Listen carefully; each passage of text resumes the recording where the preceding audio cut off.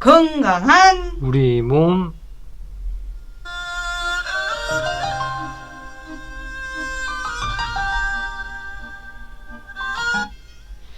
알아야 덜 아프다. 남도마실의 허준 원광대 광주 한방병원 김철영 과장님 나와 계십니다. 어서 오세요. 예, 안녕하세요. 네, 선생님 오실 때 눈 오던가요? 네, 왔다가 안 왔다가 하다가 그쵸. 지금만 하는 것 같습니다. 오늘 장단이 예. 하늘 장단이 아주 복잡합니다. 예. 네. 그 오늘 이제 겨울이 되면 네, 네. 이렇게 몸에서 신호를 보내잖아요. 네. 그 중에서 이제 비염 이야기가 나왔어요.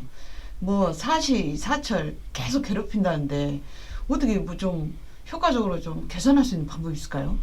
네, 그래서 비염에 쓰는 약들을 생각해 보면 네. 그게 결국에는 어떤 약들이냐면 코 주위 혈관을 확장시키는 약들이거든요. 아. 그러니까 그 말은 결국에는 네. 혈관을 확장시키면서 혈액 순환이 잘 되면 코가 이제 이렇게 뭐 뚫린다 이런 거기 네. 때문에, 그래서 한방에서는 많이 하는 게 이제 코 주위 그런 우리 혈자리 뭐 침으로 자극하기도 하고, 근데 댁에서는 그거는 이제 쉽지 않으시니까 네. 손가락으로 이렇게 코 주위에 우리 콧볼 옆에 영양혈이라고 있거든요. 거기를 이제 좀 들어간 곳이요. 예, 네. 거기를 조금 강하게, 강하게. 예, 왜냐면 그 혈액 순환이 잘 되려면 자극이 돼야 되기 때문에 음. 약간은 좀 강하게 이렇게 눌러서 이렇게 비벼 주시면 오. 예, 순간 이렇게 코 좀 뚫리는 데 도움이 되실 수가 있거든요. 오, 예. 아주 좋은 팁입니다. 이쪽 콧볼 양옆에. 오, 그러면 이제 그 또 어떤 분은 이렇게 머리를 감고 말릴 때 이쪽 목 뒷덜미 쪽을 항상 네. 이렇게 거실거실하게 말려준대요. 이렇게 따숩게 해주면 아, 감기 예. 예방에 좋은 거예요. 이건 어떤 혈자리예요? 아, 예, 그 우리 여기 목 뒤에 그런 부분을 이제 뭐 머리 말리시면서 따뜻한 바람 이런 걸로 해주면 되게, 예, 그 체온도 적정하게 유지할 수 있고 오. 좋다고 실제로 보고 있거든요. 네. 그럼 시안에는 여기를 좀 뜨뜻하게 해준 것이 예, 좋겠네요. 예, 예. 오, 그래요. 선생님 모르는 이쪽 이제 공부를 많이 하셨으니까 이쪽은 이제 모르신 게 없을 것 같은데 아, 참 나는 이 부분에 대해서는 참 아무것도 모른다 이런 거 있어요? 아. 이런 부분? 나는 참 여기에 네, 약하다.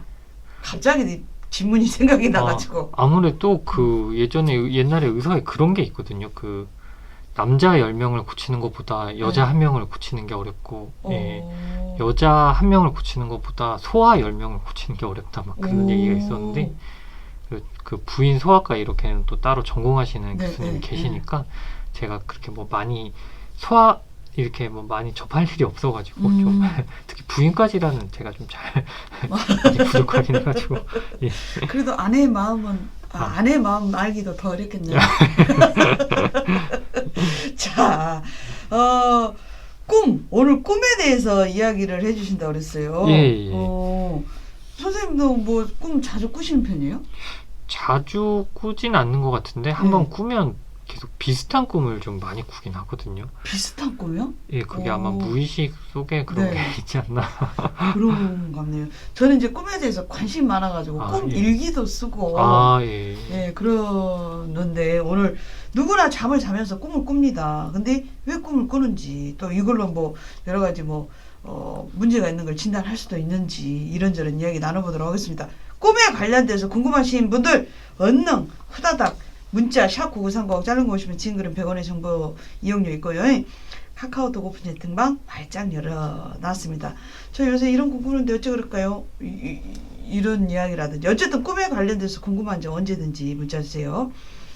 우리가 이제 그 자면서 항상 이제 꿈을 꾼다고 하는데 어떤 날은 까맣게 기억이 안 날 때도 있고 어떤 날은 선명하기도 하고 왜 꿈을 꾸는 걸까요? 네, 그래서 일단 그 전통 한의학적인 얘기를 드리면 네. 동의보감에서는 외부 사물에 정신을 빼앗기게 되면 꿈을 꾸게 된다고 했거든요. 오. 그래서 옛날에 어떤 득도한 그런 선인들은 정신이 맑아서 외부 사물에 정신을 빼앗기지 않기 때문에 꿈을 꾸지 않는다라고 그렇게 동의보감에서는 얘기를 했었습니다. 그래서 한의학에서는 꿈을 꾸는 게 정신이 안정되지 않아서 일어나는 현상으로 본 건데요. 이게 좀 허무맹랑하게 들을 수도 있는 부분이지만은 실제 현대의학에서도 꿈을 자주 꾸는 것을 좋은 현상으로는 보지 않습니다. 아, 꿈을 자주 꾸는 것을요? 네, 네. 저는 근데 왜 막 꿈을 막 기한이 막 기억해갖고 적으려고 했을까요? 아, 근데 그것도 네. 괜찮을 것 같습니다. 왜냐면 그 꿈이 무의식을 반영한다고 또 보기 네, 때문에. 예. 무의식이 보낸 편지다. 예. 이렇게 해서 이제 적어놓으면 그때 일련의 과정과 수첩에 적힌 그 나의 일련 일상과 연결을 해보면 네. 약간 맞아떨어지는 부분도 없잖아요. 네. 네. 근데 꿈은 이제 자주는 아니어도 누구나 꾸잖아요. 언제든지. 그래서 이게 꿈이라고 하는 게 일반적으로는 대부분의, 뭐 거의 모두라고 봐도 될 것 같은데요. 어떤 날은 꿈을 꾸기도 하고 어떤 날은 그렇지 않기도 하시겠지만은 실제로는 이게 꿈을 기억하느냐 그렇지 않느냐에 달려 있는 것이고요. 그래서 대부분의 거의 모든 분들은 원래 꿈을 꾼다고 보시면 될 것 같습니다. 그래서 일반적으로 8시간 잠을 잔다고 하면 그 중에 한 4분의 1 정도, 즉 2시간 정도는 꿈을 꾼다고 하는데요. 다만 이제 기억을 못할 뿐입니다. 그래서 꿈을 자주 꾼다고 하는 것은 그 모든 분들이 꿈을 꾸지만은 다만 그 꿈을 자주 꾼다는 거는 정확하게는 기억을 잘하는 거라고 봐야 될 것 같고요. 그래서 잠에서 깼을 때 꿈을 기억하는 경우는 크게 2가지라고 볼 수 있는데요. 일단 첫 번째는 꿈의 내용이 매우 인상이 깊었다면 꿈을 기억할 확률이 높아집니다. 예를 들어서 악몽을 꿨을 때 또는 아주 행복한 꿈을 꿨을 때 그만큼 기억할 확률이 높아진다고 볼 수 있고요. 그래서 이거 자체는 전혀 이제 문제되는 상황이 아니라고 보시면 될 것 같고, 그리고 2번째인데요. 2번째가 꿈을 꾸는 중간중간 자주 깬다면 꿈을 기억할 확률이 높아집니다. 그래서 꿈꾸는 동안 경험한 것은 처음에는 단기 기억으로 저장이 되는데요. 이 단기 기억이라는 말처럼 짧은 기억이기 때문에 다음날 아침이 되면 이제 까먹게 됩니다. 잊어먹게 되는데, 그런데 다음날 아침에도 꿈 내용을 기억하려고 하면 단기 기억에서 장기 기억으로 넘어가야 됩니다. 그런데 단기 기억으로 저장된 것이 장기 기억이 되려면 결국에는 잠에서 깨야 되는데요. 즉 지나치게 자주 꿈을 꾼다면, 정확하게는 이제 꿈을 이렇게 잘 기억을 한다면 잠을 중간중간 깨우는 요인이 있을 수 있다는 건데요. 그래서 동의보감에서도 꿈을 꾸는 것을 좋지 않은 것으로 본 이유가 이 2번째 경우와 관련이 있다고 보시면 될 것 같습니다. 그게 왜 뭐 복권 당첨되신 분들 보면은 예. 조상 중에 할아버지가 나와가지고 6, 42, 21 이렇게 불러줘서 적었다는 분도 계시고, 이런 거는 잊을 수가 없죠. 근데 이제 중간중간에 푹 이렇게 잠을 못 자고 깨어서 문제가 될 수 있다. 요 이야기구만요. 비유를 아주 적절하게. 그러면 꿈을 자주 꾸면 하여튼 잠을 이렇게 중간중간 깰 수밖에 없는 어떤 지병이나 문제가 있다는 이야기인가요? 예, 이제 그럴 가능성이 있기 때문에 그래서 꿈의 내용이 특별히 인상 깊지 않은데도 그거를 잘 기억을 한다면 이제 혹시나 이제 그 잠을 잘 깨는 그런 병이 있을 수도 있다는 건데요. 그래서 대표적인 질환이 수면 무호흡증이라든지 하지 불안 증후군이라든지 이런 수면 유지를 방해하는 질환이 있을 때 자주 깨게 되고, 그래서 꿈도 더 잘 기억하게 됩니다. 따라서 지나치게 자주 꿈을 꾼다면 이런 질환들이 혹시나 있지는 않은지 확인이 한번 필요할 수는 있고요. 특히 수면 무호흡증 같은 경우는 이게 생명을 위협하는 심장병이나 뇌졸중의 큰 원인인데요. 수면 무호흡증이 있으면 이름 그대로 무호흡, 그러니까 호흡이 제대로 안 되면서 우리 몸 안에 산소가 부족해지게 됩니다. 그로 인해서 심장의 부담이 커지게 되고요. 그래서 수면 무호흡증 환자는 그렇지 않은 환자들에 비해서 심장질환 발병률이 9배까지 높아진다고 하고, 뇌졸중 발병률도 4배까지 높아진다고 합니다. 정확한 수면의 평가를 위해서는 수면 다원 검사라고 하는 검사가 있는데요. 병원에서 하룻밤을 자면서 수면의 과정을 조사하는 것이 필요할 수도 있는데, 그렇지만은 이런 수면 무호흡증이라든지 하지 불안 증후군은 1차적으로는 가족분들의 관찰을 통해서도 어느 정도 알 수 있습니다. 그렇죠.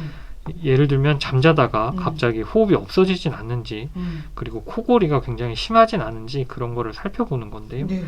일반적으로 주무실 때 10초 이상 숨을 멈춘다든지, 그리고 숨이 줄어든 횟수가 1시간에 5회 이상이면 수면 무호흡증으로 봅니다. 이게 어제 이제 잠버릇에 대해서 어제 이야기 나왔거든요. 이게 자다가 아버지들이 이럴 때 온 가족들이 벌떡 일어나고 여보! 이렇게 깨우잖아요. 야, 근데 이게 이렇게 심장질환 발병률이 9배나 높구만요. 그러면 이런 수면 무호흡증은 일단 이렇게 비만 뭐 이런 것이 예, 큰 문제일까요? 그게 좀 많은 원인을 차지하고 있고요. 아. 왜냐하면 코에서 이렇게 목까지 이어지는 길이 좁아지면 수면 무호흡증이 나타나게 되는데요. 네. 이 길이 좁아지는 대표적인 경우가 이제 말씀해주신 비만이라고 할 수 있습니다. 그래서 비만으로 인해서 목 부위에 지방이 축적된다든지 주변 조직이 비대해지면서 목 안의 공간이 줄어들게 되고 그로 인해서 수면 무호흡이 쉽게 나타날 수가 있습니다. 그래서 수면 무호흡증이 있는데 비만이라고 하신다면 반드시 체중을 줄이는 게 필요하고요. 그리고 증상이 심할 경우에는 수면 시에 양압기라고 하는 기계가 있거든요. 양압기요? 예, 그런 것도 필요할 수가 있습니다. 이 양압기가 뭐냐면 주무실 때 코에 이렇게 우리 산소 마스크처럼 이렇게 착용을 해가지고 공기를 이렇게 주입하는 장치인데요. 숨길을 열어서 호흡이 잘 이루어지도록 합니다. 그래서 굉장히 양압기를 하시면 좀 불편하실 수는 있는데 네. 그렇지만은 무호흡증이 심하면 그만큼 이제 그 위험할 수가 있기 때문에 이런 양압기도 좀 불편하시더라도 좀 착용을 하셔야 될 수가 있겠습니다.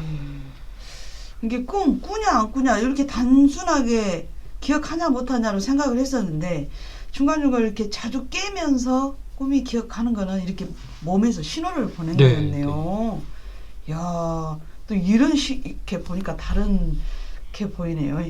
그래요. 음악 듣고 와서 계속 꿈 이야기 해보도록 하겠습니다. 한충은의 소금 연주로 플라잉 드림 들을게요.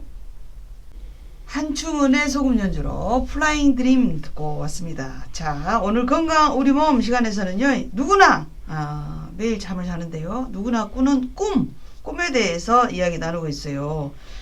근데 막 그 왜 잠자리가 뒤숭숭해서 잠 한숨을 못 잤어, 내가 스트레스가 많아갖고 스트레스 많으면은 막 맨 도망가는 꿈이나 이런 예. 꿈도 꾸게 되잖아요. 네. 스트레스가 이 꿈꾸게 하는 원인도 되겠네요. 예, 맞습니다. 그래서 스트레스 자체 때문에도 그렇게 꿈을 많이 꾸실 수도 있고, 그리고 깊은 수면을 방해하는 질환 중에 수면 무호흡증 이외에 하지불안 증후군도 말씀을 드렸었는데요. 하지불안 증후군요. 네. 그래서 이 스트레스에 의해서 하지불안 증후군이 악화될 수가 있습니다. 하지불안 증후군이 뭐냐면 일종의 신경정신과적인 질환이라고 볼 수 있는데요. 주로 잠들기 전에 다리를 움직이고 싶은 참을 수 없는 충동이 생겨서 그래서 다리를 계속 이렇게 움직이게 되면서 수면에 장애를 일으키는 질환입니다. 다리를 계속 움직이고 싶은 충동이 생겨요? 예. 그러면 잠자기가 진짜 힘들겠네요. 네. 잠들려고 하면 이렇게 다리를 움직이고 싶어서 이렇게 움직이게 되고 그런 게 반복되다 보니까 몸에 이렇게 힘이 이렇게 착 풀리고 이불과 한 몸이 착 되면서 쑥 들어가야 잠이 자는 건데 숙면 취하기가 진짜 힘들겠네요. 그래요. 그러면은 이 몸과 마음이 어느 정도 편안해야 숙면에 취할 수 있다. 네, 맞습니다. 그렇게 이야기가 되네요. 예, 그래서 그 몸과 마음이 좀 불편하실 수 있는 그런 우울증이 있으신 분들이 또 꿈을 굉장히 많이 꾸는 것으로 알려져 있는데요. 우울증이 있으신 분들이 감정적으로 많은 고통을 받고 있기 때문에 뇌에서 이 감정을 처리하느라 꿈이 늘어나는 것이라 그렇게 해석을 하고 있습니다. 일반적인 사람들은 잠이 든 뒤에 90분이 지나면 첫 번째 꿈을 꾸고 이 꿈은 평균 10분 정도 지속된다고 하는데 그리고 대부분은 이 꿈을 기억하지 못하시고요. 그런데 우울증이 있는 사람들은 잠든 지 40분 만에 첫 번째 꿈을 꾸고 꿈의 지속 시간도 2배 정도 길어서 20분 정도라고 합니다. 그리고 꿈에 대해서 기억도 더 잘하시고요. 실제 이런 것과 관련된 연구도 있었는데 우울증에 처방되는 약물이 깊은 잠에 빠져들게 해서 꿈을 꾸는 시간을 줄어들게 하고 그로 인해서 우울증을 완화시킨다는 그런 결과가 있었습니다. 이야, 이게 50분이나 빠르게 꿈을 꾸고 그걸 이 2배를 기억하고 있으니 그러면 감정 처리가 안 되면 계속 이게 쌓이니까 그러면 악몽 꾼다 그러잖아요, 막. 그것도 뭐 어떤 질환하고 관련이 있어요? 네. 그래서 이게 이 악몽도 스트레스하고도 연관이 있을 수 있는데 일단은 근데 당뇨병이 있으신 분들이 야간에 저혈당이 오게 되면 악몽을 꾼다든지 가위 눌림을 경험할 수가 있는데요. 야간 저혈당은 잠을 주무시는 동안 혈당이 70 아래로 떨어지는 것을 말합니다. 깨어있을 때는 혈당이 떨어지면 식은땀이 나고 어지럽고 가슴이 두근거린다든지 네. 하는 이런 식의 증상이 나타나는데 주무시는 동안에 저혈당이 발생하면 악몽을 꾼다고 보시면 되고요. 그렇지만은 이런 저혈당에 의한 악몽이 아니라고 하면 너무 염려하지 않으셔도 되고요. 왜냐하면 원래 꿈에서 느껴지는 정서의 80%는 부정적이라고 합니다. 즉 80%가 좀 이제 안 좋은 그런 꿈을 꾼다고 네. 보셔야 되는데요. 이런 부정적인 꿈을 많이 꾸면 부정적인 영향을 많이 받을 것 같지만은 네. 실제로는 그 반대라고 하고요. 왜 그럴까요? 예, 그 꿈을 통해서 부정적인 사건을 반복적으로 접할수록 그 사건이 정서적으로 미치는 영향력이 점점 약해진다고 합니다. 아, 이게 꿈속에서 이렇게 안 좋은 일을 계속 자주 겪다 보면 이게 뇌성이 생긴다 그러죠. 시험하고. 예, 맞습니다. 아. 그래서 꿈을 계속 꿀수록 고통이 줄어든다고 하고요. 그 외국에서는 좀 재밌는 연구가 있었는데 네. 이혼한 여성분들 대상으로 전 남편에 대한 꿈을 많이 꾼 사람일수록 스트레스죠, 그거. 네. 아우! 이럴 수 있는데. 예, 오히려 그래서 그런 꿈을 많이 꿀수록 스트레스 정도가 낮게 낮게? 나타났다고 하고요. 예. 어머나. 스트레스가 더 작았다고 하고 예.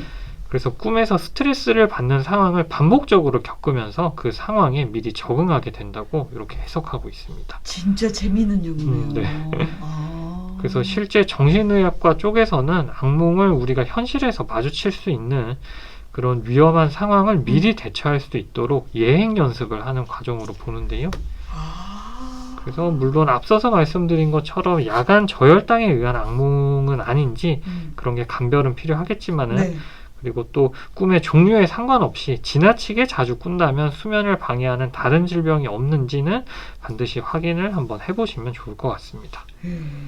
막 돼지 꿈이니 개 꿈이니 막 여러 가지 복잡한 꿈들이 많은데 자주 꾸고 이 수면을 방해하면 어떤 병이 있는지 확인을 먼저 해봐라. 이 말씀이네요. 이렇게 꿈을 이렇게 바라보는 것도 저는 처음이어서 굉장히 신선합니다. 그러면은 이제 꿈 내용 가지고 아까 네. 전 남편 꿈을 막 아, 예. 생각만 해도 막 이럴 것 같은데 꿈을 꾸면 이제 적응이 된다 그랬잖아요. 그럼 예. 치료에도 이 꿈을 적용을 할 수 있는가요? 그래서 이게 제가 직접적으로 아는 분은 없기는 한데 아마 그래도 그 숫자가 많지는 않겠지만 아마 그렇게 하시는 분들이 계실 것 같은데요. 근데 다만 시간이 많이 필요하고 꿈 얘기도 다 듣고 해야 되니까 아마 많지는 않을 것 같습니다. 그래서 1800년대인데요. 그때 유명한 정신과 의사로 프로이트라는 사람과 융이라는 정신과 의사가 있었는데요. 네. 이분들은 실제 환자들을 대상으로 꿈을 분석을 했었고요. 그래서 환자분들이 이야기하는 꿈의 내용을 듣고 환자 본인도 스스로 인식하지 못하는 그런 내면의 감정들을 이렇게 인지를 해서 그것을 다시 환자에게 인식시킴으로써 치료를 해나가는 그런 방법을 썼다고 하는데요. 아마 지금도 이렇게 심리치료를 하시는 분들은 이렇게 꿈을 분석하고 치료에 좀 적용하고 계시지 않을까 싶습니다. 이게 저기 광주에는 트라우마 센터가 있잖아요. 아, 예. 나라 국가에서 운영하는 트라우마 센터가 있는데 거기 그 5.18 때 겪었던 이 악몽을 계속 꾸시는 예. 분들이 모여가지고 예. 꿈 이야기를 하는 시간이 있어요. 그래서 꿈을 꾸면서 이 꿈이 상징하는 게 뭐냐, 아직 해결된 게 뭐냐 이렇게 이야기를 쭉 나누는데 누구나 꾸는 꿈이기 때문에 비난이나 기준이 없잖아요. 네. 그래서 이제 마음을 좀 열고 이런데 상당히 큰 도움이 됐다고. 제가 들은 바가 있어가지고. 좋은 말씀.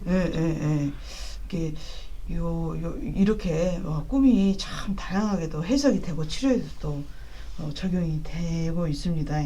그래요. 근데 이제 질병적으로 봤을 때 아까 오늘 우리 건강한 우리 몸 시간에서는 수면을 잘 방해하면 꿈 때문에 방해하면 다른 병이 있는지 확인을 해봐라. 네. 이 이야기가 참 중요할 것 같습니다. 맞습니다. 그래요. 재밌었습니다. 감사합니다. 오늘 좋은 꿈 악몽도 괜찮네요 이제. 꿈 악몽을 꾼다고 해도 내성이 생기니까 괜찮은데요. 자, 오메 또 눈이 펄펄 내리고 있네요. 자, 문수정의 물 흐르는 내력 들으면서 우리 김철영 과장님 보내드리랍니다. 살펴가시죠. 감사합니다.